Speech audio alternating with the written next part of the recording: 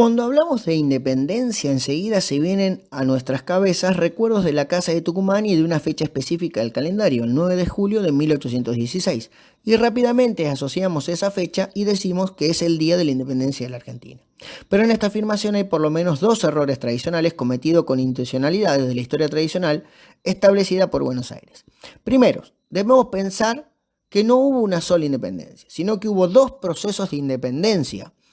Por eso esto nos lleva a hablar de independencias del territorio del Río de la Plata y no de la independencia del Río de la Plata. La primera fue ocurrida en 1815,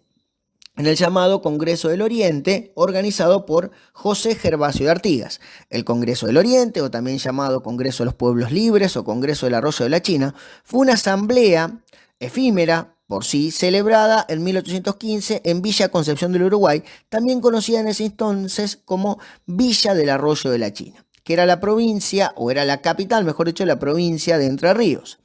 y que fue presidida por José Gervasio Artigas como protector de los pueblos libres, o de las 6 provincias que integraban su protectorado o la Liga de los Pueblos Libres, entre ellas la Banda Oriental,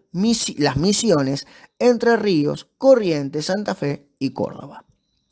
Solo hay constancia documental de que el Congreso se reunió en dos oportunidades, en la sesión de apertura el 29 de junio de 1815 y una sesión de clausura que se supone ocurrió el 12 de agosto de 1815,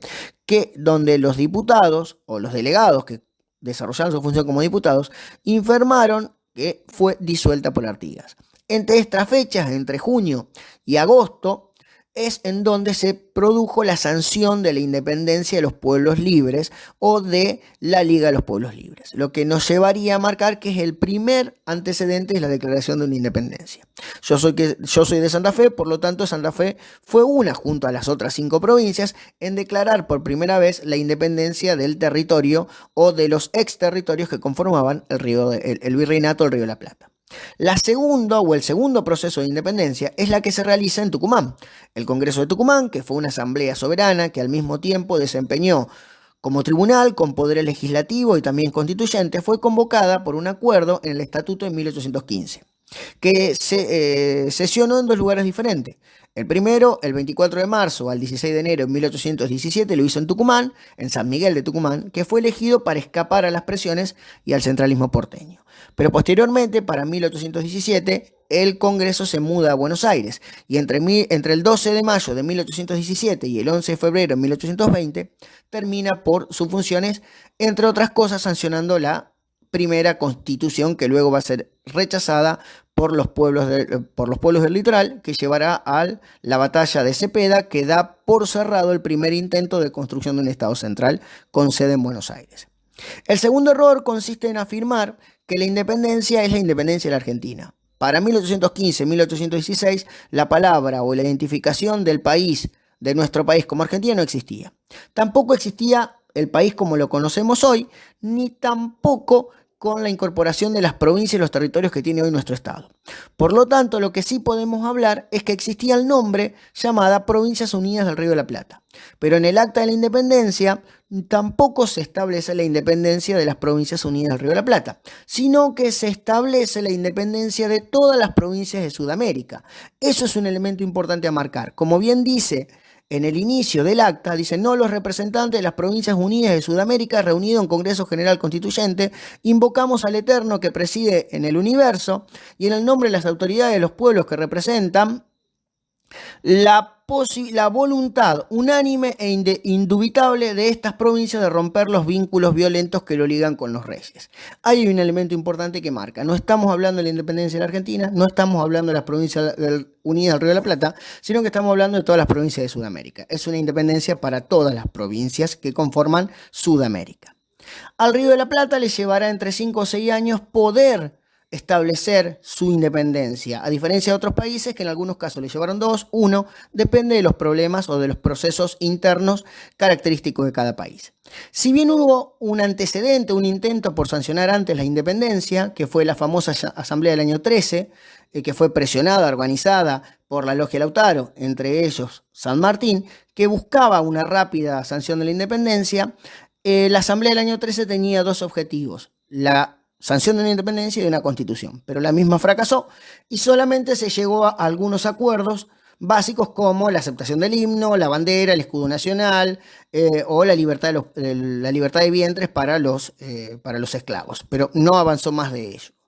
Para 1815 y 1816 los procesos sociales, políticos se aceleran debido a que el panorama geopolítico europeo cambia drásticamente. La derrota de Napoleón en Waterloo y la restauración de los reyes absolutos derrocados por Napoleón hace, entre ellos, que vuelva Fernando VII al trono. Fernando VII va a ser confirmado en el Congreso de Viena en 1815, restaurando el antiguo orden político y geográfico antes de la Revolución Francesa. Lo que hacía o lo que generaba un miedo o una amenaza a una posible invasión de Fernando VII que buscara reconquistar los territorios americanos. Esto hizo que los sectores revolucionarios utilizaran esa imagen o esa posible amenaza como un elemento de presión para por fin sancionar una independencia. Si bien es cierto, esa independencia se va a sancionar, como dijimos, en Tucumán, podemos decir que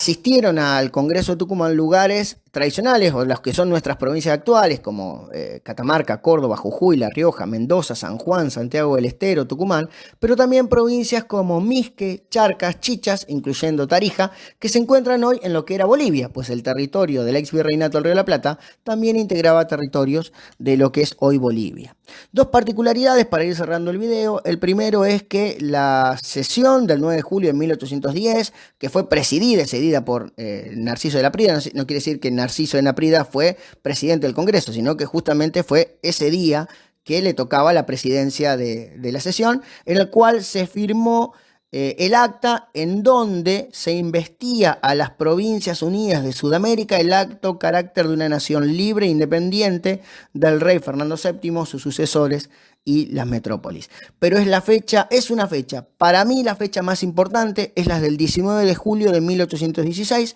cuando el diputado Medrano, en una sesión secreta y por pedido de San Martín, hizo aprobar una modificación a la Declaración de la Independencia en donde establece la independencia absoluta de cualquier dominación extranjera. Es decir, que las Provincias Unidas de Sudamérica declaran el alto carácter de una nación libre e independiente de toda dominación extranjera, constituyendo el 19 de julio el elemento principal que nos hace libres de cualquier otra presión o de cualquier otro intento de otras potencias que nos quieran dominar. Por eso es correcto hablar de las independencias del Río de la Plata, no de la Argentina, sino las independencias. Hubo dos congresos que sancionaron la independencia. El Congreso del Oriente en 1815 y el Congreso de Tucumán en 1816. No podemos decir que es la independencia de la Argentina porque es la independencia ni siquiera de las Provincias Unidas del Río de la Plata, sino que es la independencia de toda Sudamérica y que básicamente estos dos procesos, estos dos congresos, son los que nos permiten a hoy poder establecer